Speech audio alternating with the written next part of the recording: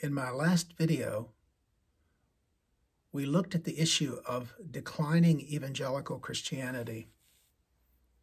I gave you one of the most striking statistics I found, that currently, in a survey taken in 2018, 24% of American adults describe themselves as none, no religion, no practice of faith, no church. And many of these nones are actually spiritual seekers and spiritually interested in profound ways. But they're not interested in organized church or religion. 23% of the population are self-described evangelicals.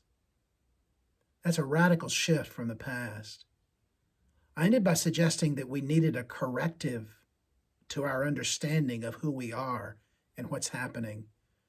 I would describe it this way: we need a new pair of glasses. We need new lens. We need a new prescription from the spiritual ophthalmologist, the Holy Spirit. To help us get that, I think we need to rethink Christian history.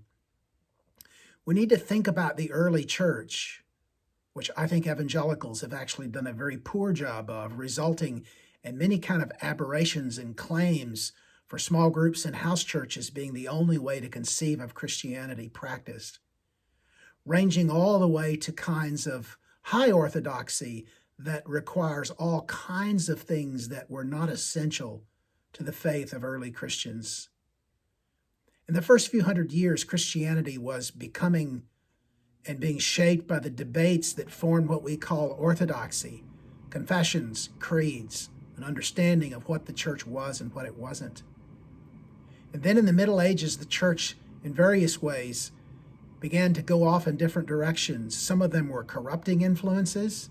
Others were monastic-type influences that were recovering holiness and godliness and evangelization and various works and gifts of the Holy Spirit.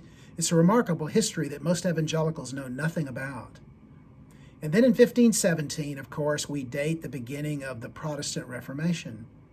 For many evangelicals who grew up where I did, this was almost like the birthday of the church, as if nothing happened from 200 AD until 1517. Again, a preposterous historical notion, but one widely held by many less than well-taught evangelicals. I think the thing that we need to understand today is this: evangelicalism is being shaped by culture, by political and social culture. Now, to suggest that somehow we can divorce ourselves from cultural influence is preposterous. Evangelical Christianity will always be influenced by culture. The question is, how is it influenced? What is the influence? And what can we do to influence the culture in the right way? I think there are two things that are worth considering. One, consider that our version of history is badly deformed. It's badly shaped by bad information. And therefore, we need to humble ourselves. Number two, we need to become humble learners and seekers who ask God for what we do not have and admit we do not have it. I pray that if you're an evangelical Christian, at least by background, if you, like me, are still troubled over the word and its modern use, that you'll at least ask, who were we? Where did we come from? And how do we get a corrective perspective with new lens to see what's really happening so we can regain our effectiveness in the ministry of Jesus Christ?